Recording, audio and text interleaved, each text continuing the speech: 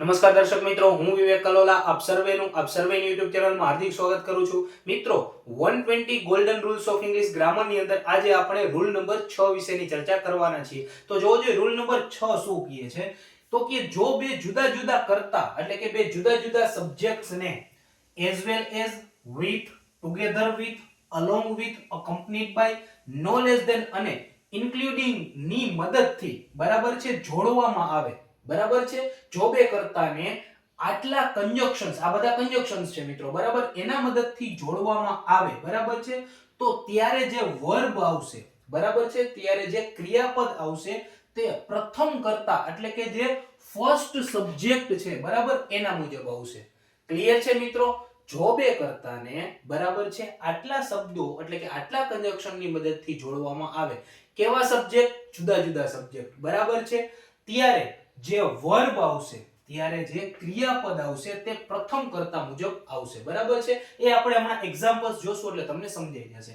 જોજો મિત્રો, પહેલું example, the soldiers as well as, આ કંજક્શન શું છે મિત્રો? as well as, બરાબર છે. તો the soldiers as well as their captain was brave, બરાબર છે. તો અહીં આ પ્રથમ કર્તા છે, બરાબર છે, આ પ્રથમ કર્તા છે ધ સોલ્જર, અને આ જે કેપ્ટન છે, બરાબર, એ બીજો સબ્જેક્ટ છે, બરાબર છે.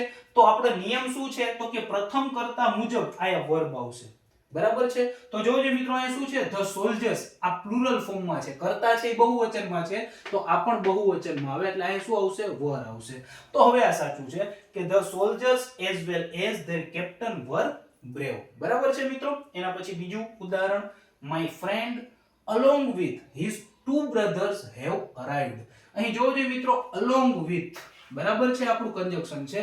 along with ની મદદથી my friend અને his two brothers, બરાબર છે, એ બે કર્તાને જોડ્યા છે. તો અહીં my friend છે, બરાબર, એ સિંગ્યુલર કર્તા છે, બરાબર. તો અહીંયા જે વર્બ આવશે એ પણ શું આવશે? સિંગ્યુલર આવશે, એટલે have નહીં આવે, એ શું આવશે મિત્રો? has આવશે. ક્લિયર છે મિત્રો? એના પછી ત્રીજું ઉદાહરણ કે I know less than you, I know less than you. તો જોજો મિત્રો, અહીં જે આ છે I, એ પેલો કર્તા છે, સબ્જેક્ટ 1, અને આ you છે, બરાબર, એ સબ્જેક્ટ 2 છે, અને આપણું કંજક્શન છે એ શું છે? no less than, બરાબર છે. તો I know less than you are responsible for the loss, બરાબર છે. તો જોજો મિત્રો, પ્રથમ કર્તા મુજબ આપણે અહીંયા વર્બ મૂકવાનું આવે, તો અહીંયા are નો આવે, અહીંયા શું આવશે મિત્રો? am આવશે. વાંચો મિત્રો કે I know less than you am responsible for the loss. તમને એમ થશે, બરાબર છે, આનો સાઉન્ડ છે, બરાબર, એ તો હાવ અલગ જ આવે છે, બરાબર. આ ખોટું લાગશે ના મિત્રો, પરંતુ આ જ સાચું છે કે I know less than you am responsible for the loss. તો આ હતો આપણો રૂલ નંબર 6. આશા રાખું છું તમને ગ્રામરનો રૂલ નંબર 6 બહુ વ્યવસ્થિત રીતે હું સમજાવી શક્યો હોઈશ. આવતીકાલે આપણે રૂલ નંબર 7 ની સાથે, બરાબર છે, નિયત સમય મુજબ આપણી ચેનલ ઉપર મળીશું. ત્યાં સુધી જય હિન્દ, જય Bharat, take care, good bye, thank you so much.